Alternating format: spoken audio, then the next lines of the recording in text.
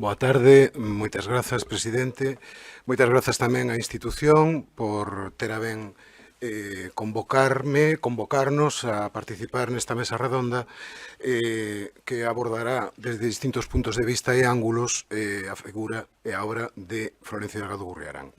Eu concretamente voume limitar a falar, intentarei que brevemente, sobre dous aspectos que teñen que ver pois coa correspondencia conservada de Florencio Delgado Gurriarán, concretamente en dúas modalidades ou dous grupos. Unha a que dirixiu a don Ramón Otero Pedrallo, por un lado, e outra a que se conserva no denominado Fondo Rodolfo Prada.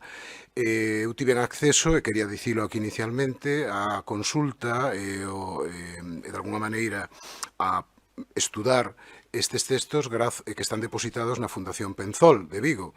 Inicialmente quero aquí agradecer todas as facilidades que se me concederon, tanto para este traballo como para outros moitos que levo realizando ao longo dos últimos anos a esta institución. Paso entón a dar lectura a un breve texto que de todos modos irei tamén abreviando para que poida cumprir eses 15 ou 20 minutos que comentou o presidente. No grupo, no conxunto de textos conservados da relación epistolar de Florencio Delgado Gurriarán con Ramón Otero Pedrallo, a primeira das cartas conservadas está manuscrita e asinada en Guadalaxara o 30 de maio de 1952. En ela, Delgado Gurriarán esténdelle a Otero Pedrallo as súas felicitacións por acadar a cátedra da Universidade de Santiago e subliñalle que é un lector apaixonado dos artigos que lle chegan en distintas revistas ás que el ten acceso. E tamén lle agradece destas cousas concretas unha cita que Otero Pedrallo realizou da obra de Florencio Delgado Gurriarán nunha conferencia que Otero dera no Liceo de Ourense organizada polos montañeiros de Galicia. Segundo, o propio Delgado Gurriarán lle confirma a través dunha información que lle fornecera o seu curmán Gonzalo Gurriarán. Mais ben, o interese da carta céntrase na vontade de lle explicar ao interlocutor epistolar como é o país no que el vive. E para iso reproduce o poema Xarabe Tapatío, nome dunha danza da que sinala que lembra un pouco a nosa muiñeira, e que en 1959 publicaría no primeiro número de Vieiros, para posteriormente integrala como unha composición máis na sección de poemas mexicanos de Galicia Infinda. Na presentación do poema apunta que o compuxo literalmente nun intre de lecer e que para el constitúen uns aleluyas xeográficos ou refraneiro da Nova Galiza. O poema está na orixe, evidentemente, das versións posteriores con mínimas variantes de carácter anecdótico que en tal caso quedan para a publicación deste relatorio. Nesta carta que me refiro tamén lle ofrece algúns datos de carácter máis persoal que subliñan a galeguidade da vida cotiá de Florencio Delgado Gurriarán en México. Afirma: estou casado e a miña dona é galega polo ius sanguíneo e polo sentimento e formación, pois viveu na terra, e os meus 4 cativiños tamén se senten en Xebres. Ademais, sinala que se exercita no galego con algunha traducción, entre elas a do Cimiterio Mariño, de Paul Valéry, da que seguramente o profesor da Silva logo falará, e que di que lle adxunta a Otero nesa carta, lamentablemente non se conserva, e aparecería uns meses despois en Opinión Gallega de Buenos Aires a primeira destas publicacións, e máis tarde na revista Grial. Na segunda carta deste corpus, tamén manuscrita, datada en Nadal de 1955, casi 2 anos despois, alén de consideracións de menor interese, acode tamén a esa dimensión máis persoal o confesarse deste xeito. E aquí sigo co mesmo traballo de axente de laboratorio, traballo que me dá para vivir e manter os meus 5 cativos, aínda que non vaya moi de acordo co meu temperamento. El, coido, sempre foi consciente de ser un exiliado e un exiliado agradecido á nación que o acolleu. De feito, no discurso de ingreso na RAC, como académico correspondente que se reeditou este mesmo ano por esta institución, el sinala: o noso exilio, que non nos desvencellou da terra, foi bo para nós e para a nazón que nos acolleu. Houbo moitas e diferentes opinións sobre nós na terra anfitrioa, mas se fixésemos un inquirimento sobre eles, comprobaríamos que foron máis e mellores as favoráveis.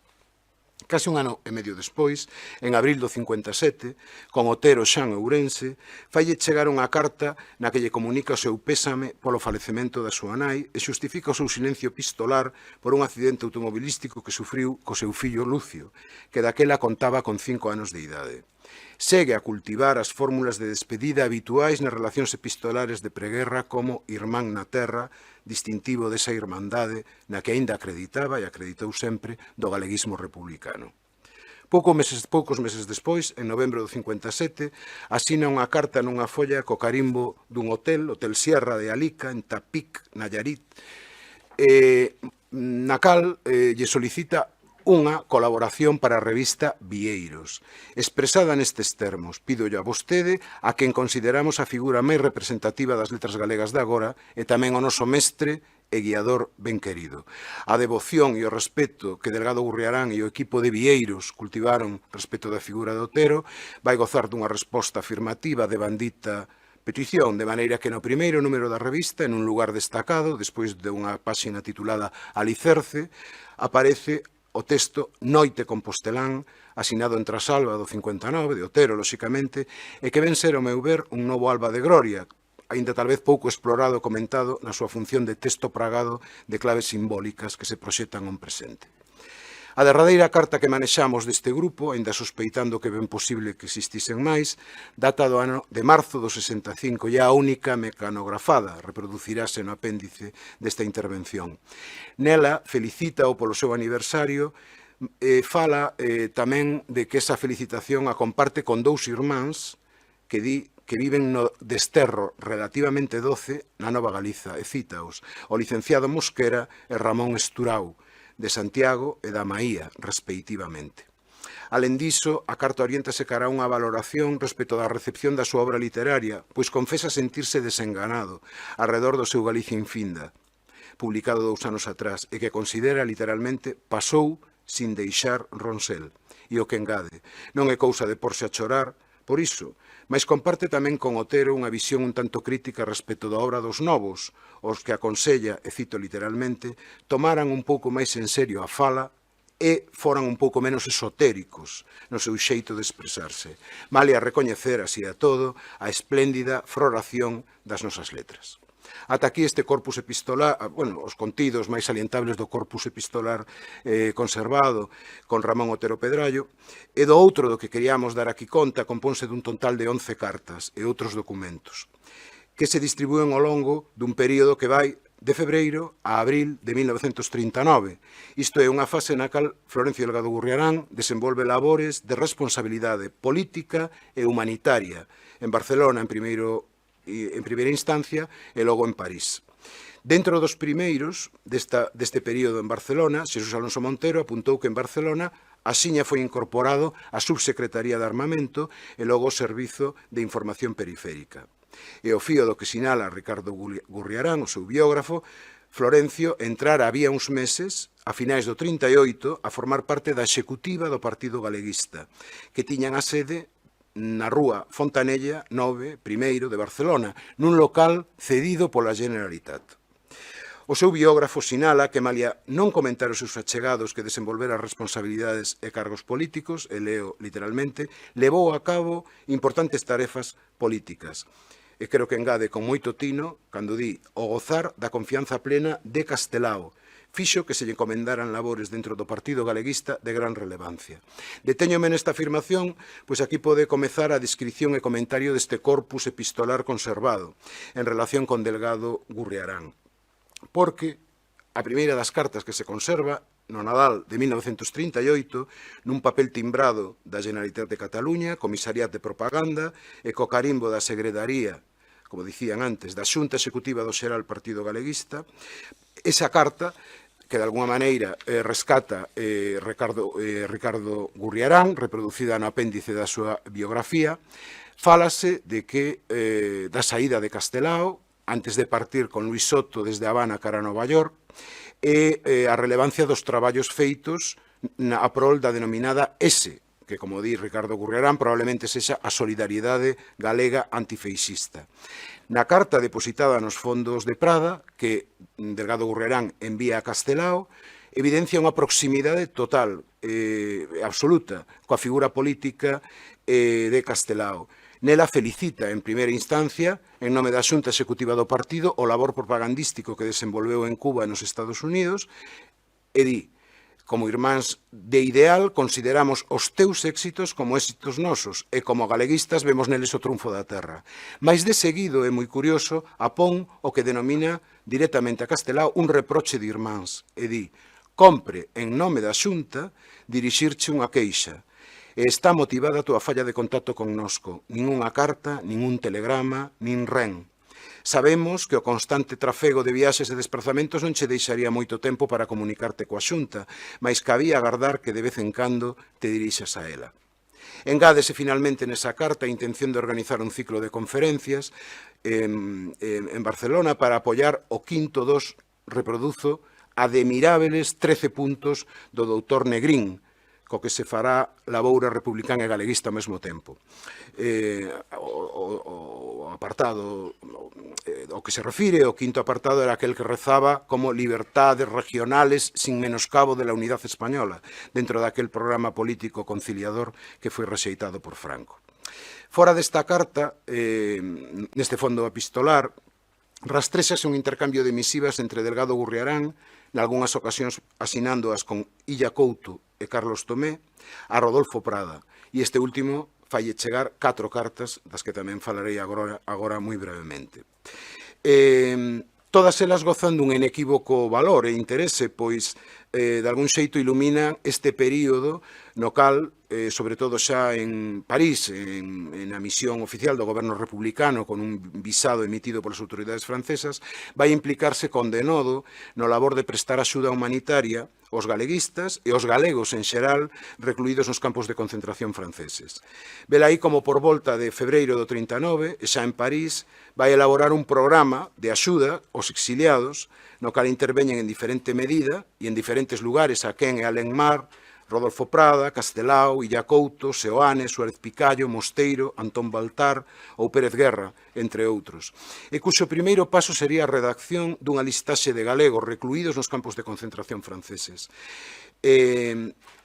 Ricardo Gurriarán, incorpora igualmente na súa biografía unha carta, a primeira deste corpus, datada en París en febreiro do 39, dirixida a Prada. A copia que nos consultamos na Fundación Penzol é exactamente igual, coa diferencia de que non só ven asinada por Delgado Gurriarán, sino tamén por Ramiro Illa Couto, cunha dedicatoria manuscrita que pon cunha aperta saudosa. Nesta, referenciase a outra anterior na que agradece que esa carta que ele enviara a Castelao fose entregada. E a carta é verdadeiramente dramática, pois atinxe a necesidade de pôr en marcha un programa de protección aos galegos. El subliña aí o contacto de Picallo coa Frente Popular Galega de Nova York e o seu propio a través de Mosteiro e de Pérez Guerra, alén de reclamar a Castelao de novo a axuda organizativa. E engade, tras comunicarlle o propósito de realizar unha listaxe de galegos ingresados en distintos campos de concentración, a necesidade de que todas estas persoas puidesen sair a algún país de América e proporcionar medios para embarcar. Conclúe, ademais, apuntando as situacións delicadas de Ramón de Valenzuela, dos fillos do Xeneral Caridad, de Martínez López, de Xoán Xosé Plá, de López Durá ou de Carlos Tomé, alén de solicitarlle a Prada que contacte con Héctor González, un curmán seu que vivía en Buenos Aires para que o axude nas encomendas non contratadas que anteriormente lle solicitara e que logo vos comentarei. É curioso que en todo o corpus manexado epistolar non se rastrexa ningunha vez ningunha referencia ás sociedades que o goberno español dispuxera, as denominadas JARE e SERE, para a evacuación dos refuxiados republicanos, o que evidentemente confirma a apreciación que Delgado Gurriarán apuntou no seu día. Os galeguistas víronse desamparados en Francia, xa que os organismos creados polo goberno da República pouco contaban co Partido Galeguista.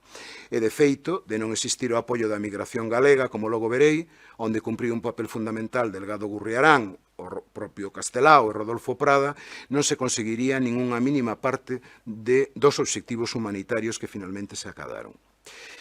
Nunha carta posterior, en Marzal, como se escribía antes do 39, esta é aínda máis dramática. Nela indica unha listaxe, unhas referencias, perdón, para que se lle fagan copias desa carta a grupos galeguistas de América, Montevideo, etc., para recadar cartos para axudar a todos os galegos refuxiados.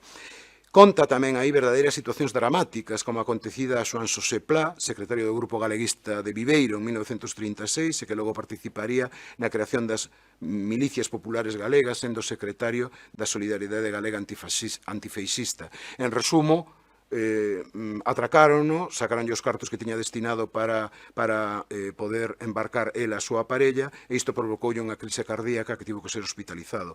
Finalmente, por resumir, moitos dos grupos da emigración axudaríano, particularmente a Plá, sobre todo os de Viveiro, para poder finalmente axudalo económicamente. Hai máis cartas, eu evidentemente, non sei se xa me estou alongando un pouco, terei poucos minutos xa, non, Víctor? Sí, é unha lástima, eu quero decir que son cousas interesantes, pero vou nas resumir o mellor que poida nestes minutos que quedan. Hai un documento, en tal caso todo isto poderase logo ler con máis vagar cando saia publicada este relatorio. Hai unha carta na que vou dar lectura ao que comenta Delgado Gurriarán, que é moi interesante, porque vai falando dos casos concretos. E di, hai espallados nos campos de concentración moitos irmáns nosos. Ata agora temos localizado a Ramón de Valenzuela, Amparo Lopellín, Elixio Rodríguez, Horacio Casas. Os irmáns Caridad, fillos do xeneral fusilado na Coruña, ao comezo do movimento. Ramón Cabanillas Fillo, Roxelio Rodríguez da Bretaña, Isidoro Puga e algúns máis. Hai outros como Plá e Carlos Tomé que están fora dos campos, mas que se atopan nunha situación de inseguridade por falta de documentación. Ramón Martínez López, atópase en Perpiñán e Ramiro Illacouto Maiseu en París. E, ademais, di, existe o problema dos galegos en xeral, que son moitos, tal vez milleiros, que están exiliados en Francia. Estamos facendo as listas deles co obxecto de facilitar calquera traballo de axuda a eles. Nunha carta moi concreta, engádese unha referencia explícita ás persoas que puideron atopar en lugares concretos. Non? Entón, de feito, é unha listaxe que está escrita en castelán que pon lista de refugiados gallegos localizados en Francia. E aí, por citar algúns, comento, hai 12 persoas que están en Montelieu, preto de Carcasona, e logo di outras persoas en domicilios particulares en París, Grenoble, Argelès-sur-Mer, Herold, e unha única muller, fala de Merenciana Patiño, que sitúa no campo de Merdún. Merenciana Patiño estudou na Aurora Marco, era natural de Noia, e foi quen organizou unha saída en barco a través dun comité clandestino da CNT, e chegaron ao Peirao de Brest en Francia con 23 persoas que lograron salvar. Incluso tamén hai unha alusión moi particular que vou deixar simplemente aquí comentada a que fai de onde están Lorenzo Varela, José Otero Espasandín e Rafael Dieste, que di concretamente que están na casa de Monsieur Jean Richard Bloch, en La Mérigot, en Poitiers, en Francia. É moi interesante esta referencia porque Jean Richard Bloch foi unha persoa que abriu a súa casa a moitos refuxiados do franquismo, tamén a persoas que fuxían do réxime nazi, e que finalmente ten unha historia familiar terrible, tanto pola súa filla que morreu, e o que quería salientar que esta casa de La Mérigot hoxe en día está aberta como unha residencia para escritores que escriban en liberdade. E aí tamén, estiveron Gil Albert, os escritores de la Hora de España, Antonio Sánchez Barbudo e Arturo Serrano Plaja. Retomando o corpus epistolar e xa concluindo, hai algunhas cartas tamén engadidas a estas que estou comentando. E unha das últimas, das derradeiras, cando xa está a guerra perdida, xa a finais de abril de 1939, falan concretamente os seus contidos, refírense aos cartos que conseguiron fundamentalmente os núcleos da emigración, sobre todo o Comité Orensano Leal e o Comité Central da Federación de Sociedades Galegas de Buenos Aires, que foron os que conseguiron cifras bastante importantes, aproximadamente de máis de 100.000 francos, para poder axudar os galegos refuxiados, fundamentalmente cun criterio, que era o criterio de inicialmente axudar os galegos da Fronte Popular e logo en xeral todos os galegos posibles. Hai, e con isto xa vou concluir, unha curiosidade nunha das cartas finais de Rodolfo Prada que lle pide exclusivamente a Delgado Gurriarán que lle envíe a través do consulado mexicano unha cantidade económica, aproximadamente uns 200 francos, a unha escritora republicana chamada Consuelo Verges. É moi curioso esta referencia porque el sinala que tratou a esta escritora santanderina nos anos 20 en Buenos Aires e que amigou, que fixo unha relación de amizade con moitos dos galeguistas da cidade de Buenos Aires na década dos anos 20. Tamén realmente interesante a referencia a Verges porque foi unha das persoas que reclamou os dereitos dos traductores e das traductoras xa despois, a partir dos anos 50 e 60, cando puido entrar a vivir en España, despois dunha época na que estivo vivindo en Francia. Ata aquí, disculpade un pouco esta parte así tan final, tan apurada, pero entendo que pouco tempo. A miña chega a figura de Delgado Gurriarán, tanto no que ten que ver coas referencias do corpus epistolar conservado de Otero Pedrallo, máis co do fondo